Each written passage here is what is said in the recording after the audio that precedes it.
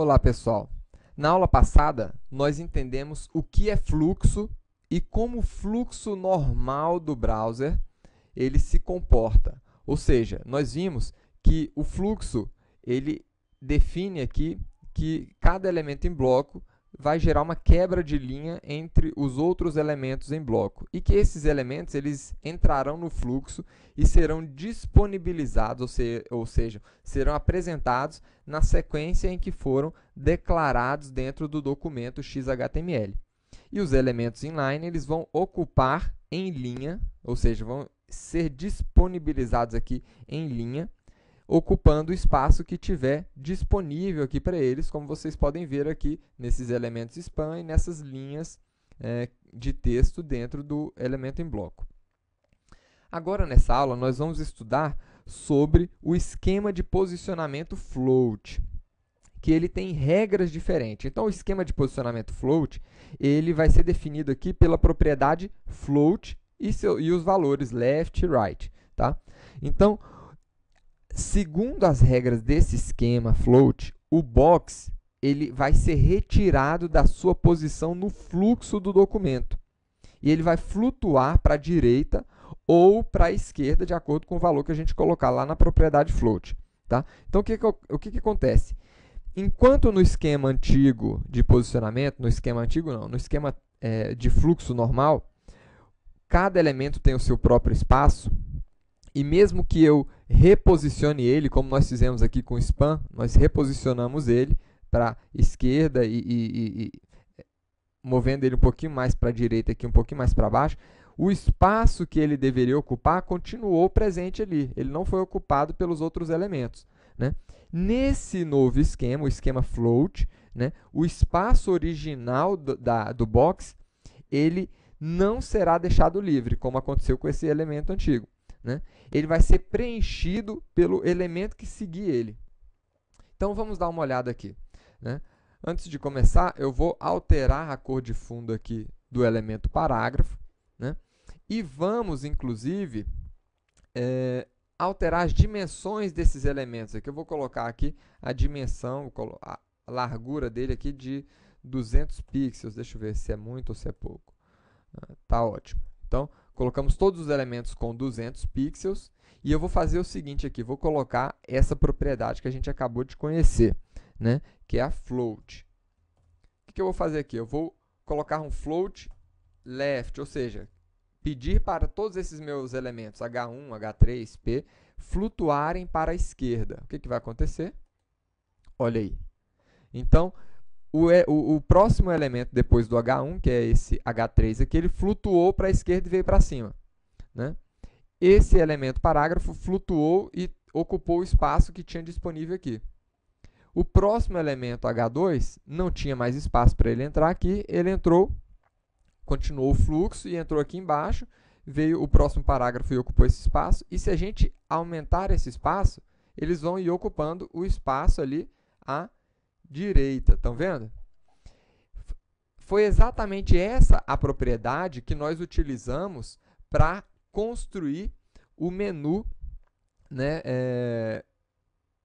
drop-down das aulas passadas. Então, quando nós queremos um menu horizontal, e nós podemos construir aqui rapidamente um elemento de menu, ele sempre vai ocupar, ele vai estar ocupando originalmente a posição vertical. Mas, né, se nós quisermos um menu horizontal, então nós precisamos modificar aqui o estilo. Vamos ver aqui. Então, nós temos aqui os nossos as nossas ULs ali, né, que não entraram naquele fluxo. E eu vou colocar o seguinte aqui. Então, vocês estão vendo aqui as nossas ULs. Eu vou alterar ali essas ULs para elas também ocuparem. Vamos remover aqui temporariamente esse texto. E está aqui as nossas ULs. E eu quero que as LIs elas flutuem para a esquerda, ou seja, que todas essas LIs agora sejam disponibilizadas aqui em uma única linha. Vamos ver como é que vai funcionar? Então, vou pegar aqui e vou colocar que as LIs irão flutuar, então, float para a esquerda. Então, está aqui. Então, ficou uma do lado da outra, não ficou muito bonito, né? Mas a gente poderia alterar a dimensão e colocar aqui 150 pixels para cada. Opa.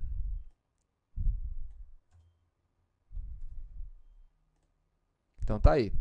Todos os nossos elementos, um ao lado do outro, né? Então, é essa técnica de posicionamento flutuante que a gente utiliza para construir os menus horizontais ou, no caso aqui, não utilizar para criar o nosso menu vertical. Agora, você pode se perguntar, e se eu não quisesse flutuar todos os elementos? E se a gente quisesse flutuar apenas um ou outro elemento, né? Então, nós temos vários elementos aqui. Eu poderia querer flutuar, por exemplo, só esse ascensão profissional, né? Então, tem aqui o ascensão profissional, tem esse elemento tit. Poderia simplesmente colocar aqui, nesse elemento tit, o float left. Vamos ver aqui. Então, vejam aqui que ele flutuou, mas não ocupou aquele espaço ali. E o elemento que estava abaixo dele acabou subindo, que era exatamente o parágrafo. O elemento subiu e ocupou o espaço original ali desse elemento. Vamos ver de novo aqui. O elemento estava aqui, né? E quando eu coloco esse elemento como float left, esse outro elemento aqui, ele ocupa o espaço dele. Estão vendo aí? Então, vamos voltar aqui, ó. Tá aí. Então, eu vou fazer algumas alterações aqui. Vou colocar aqui.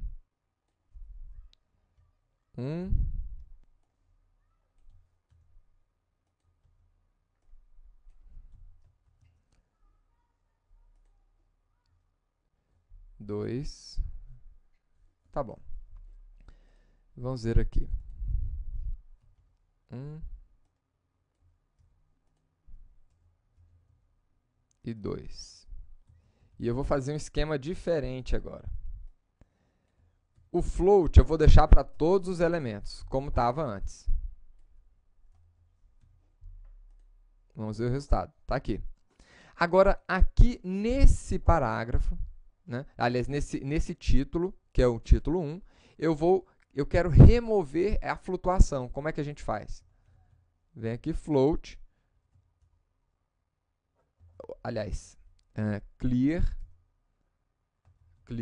que é a propriedade para limpar o float. Quero limpar o float do lado esquerdo, ou quero limpar dos dois lados. Então, é isso aqui. Então, ele mantém a propriedade padrão e dá aquela quebra de linha. Só que como esse outro elemento está com float, ele vem e encaixa ali. E os outros elementos, vamos dar uma olhada aqui, ó, vão continuar flutuando. Se eu quiser dar mais uma quebra de linha ali no segundo item, então está aqui. Esse aqui quebrou o fluxo de flutuação e esse aqui também quebrou o fluxo de flutuação, né? E nós também podemos flutuar os nossos elementos para a direita. Então, right, vamos ver aqui o efeito agora. Olha aqui que toda a distribuição dos nossos elementos mudou.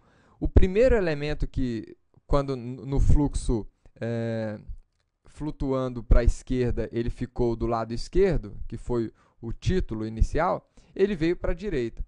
O segundo elemento ficou logo após ele, o terceiro, o quarto, o quinto, e assim por diante, né? Então, a ordem de flutuação, ela define também a ordem ali que os elementos vão ser distribuídos. Olha aí. Eu também posso flutuar elementos inline. Por exemplo, essa imagem dentro dentro desse elemento em bloco. Eu posso flutuar ela para a direita. Como é que nós poderíamos fazer isso? Poderia vir aqui img, né, que é a minha tag que eu estou utilizando, e pedir para ela flutuar para a direita. Vamos ver o efeito aqui. Então, ela flutuou para a direita, né? Então, nós podemos flutuar esses elementos inline, seja imagem, seja um texto, né? Vamos, inclusive, fazer um efeito aqui. Eu vou pegar esse segundo parágrafo, vou ampliar um pouco mais esse segundo parágrafo. Tá aqui, nós temos um segundo parágrafo um pouquinho maior que o normal, né? Vou tirar toda essa flutuação aqui por enquanto. E também vou tirar a largura para deixar ele esse fluxo normal. Então, está aqui. Nós temos aqui o nosso texto um pouquinho maior e existe, né, uma outra aplicação muito prática aqui desse tipo de esquema de flutuação, que é usado para destacar um pequeno texto, né, relacionado com o conteúdo principal. Imagina que a gente quisesse fazer um efeito de citação aqui dentro, né, mas com uma marcação aqui do lado direito, por exemplo, né? Vou explicar melhor. Vamos destacar um texto aqui, por exemplo, esse texto, os membros da XTI, tal, e vamos marcar ele diferente. Eu vou aumentar um pouco mais ainda esse texto. E eu quero pegar uma área desse texto aqui. Vamos lá, aqui tá bom. Então, essas atividades. E aqui eu vou colocar um elemento spam mesmo. Vou colocar uma classe, que a gente anda usando pouca classe aqui. E vou colocar aqui destaque. E vamos destacar esse texto até aqui.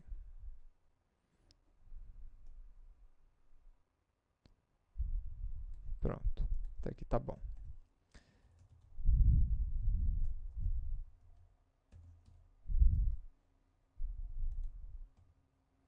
Ótimo, então tá aqui o nosso spam. É esse texto que está marcado aqui que eu quero destacar ele e flutuar ele à direita, né? Como é que nós vamos fazer isso?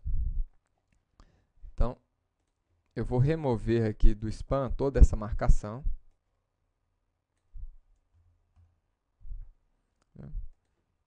Eu vou colocar o spam destaque.